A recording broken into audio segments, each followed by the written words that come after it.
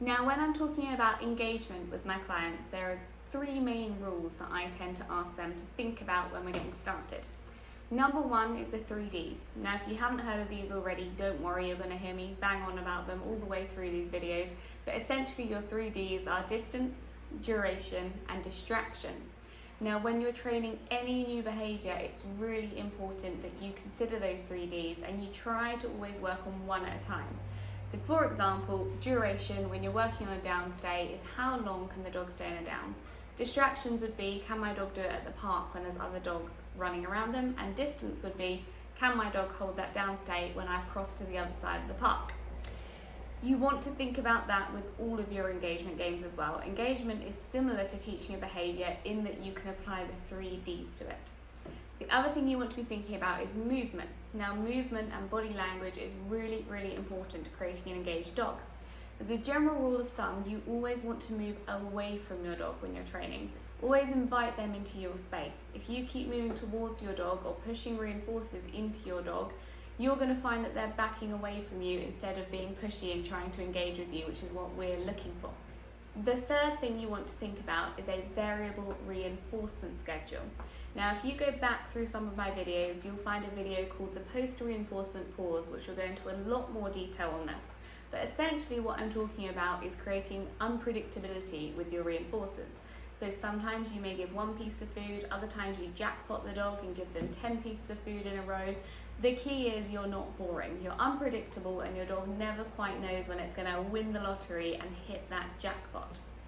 I'm going to show you now my 3 favourite games that I like to use to start building engagement with clients. Alright, so first engagement game, all I want you to do is pop a lead on your dog and get them to sit in front of you. Sit. Good boy. Pop your foot on the lead just in case your dog is going to consider jumping up when you first start this. Now, food in both hands, I'm going to put them to his nose and then put food out to the sides. Yes. When he maintains eye contact with me, for more than about 5 seconds for Nix, but at home just wait for 1 second of eye contact.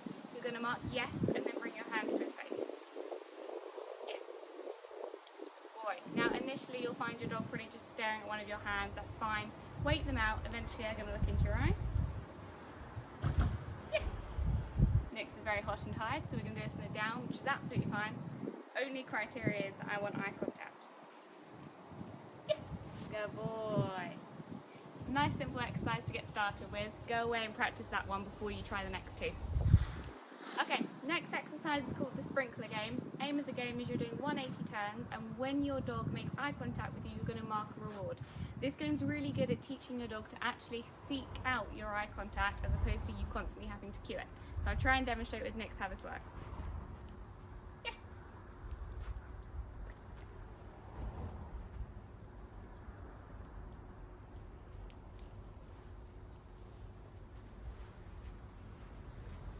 Yes.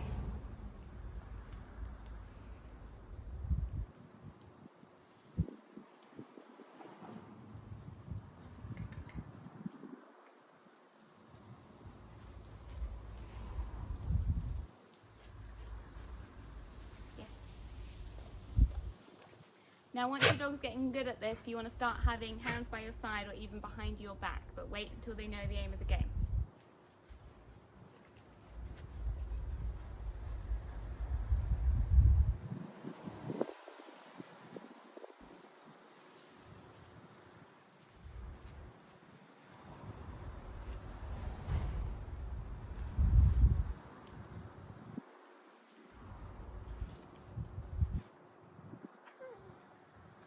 Now, if your dog is really struggling, what you can do is start trying to make some noises or even calling their name to try and get them to come round to your side.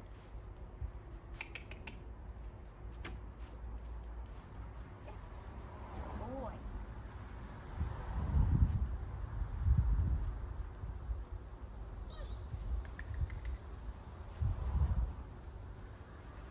Yes, a boy.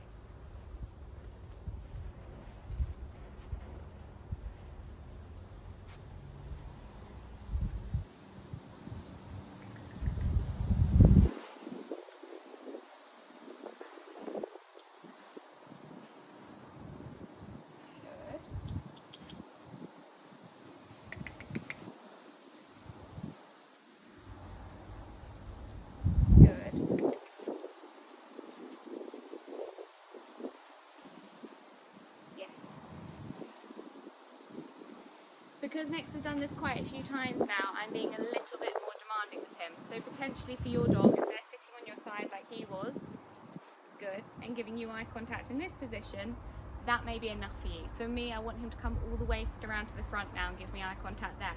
But do make sure you're upping criteria slowly. If you've only just started this game, they're giving you eye contact from here, fantastic, mark and reward. Later on, you can start to really push them and say, right, now you've got to come into this nice centre position, seek out my eyes, head on that way. But take it as slow as your dog needs. There's no rush to get this. Make sure they're enjoying the game and wanting to engage with you. That's the most important thing, not the end behaviour you're getting. Yes, cowboy.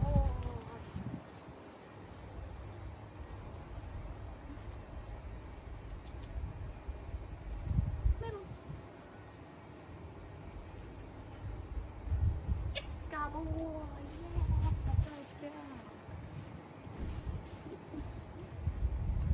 Heel. Good. Heel. Yes, cowboy. Yeah. Yeah, cowboy. Middle.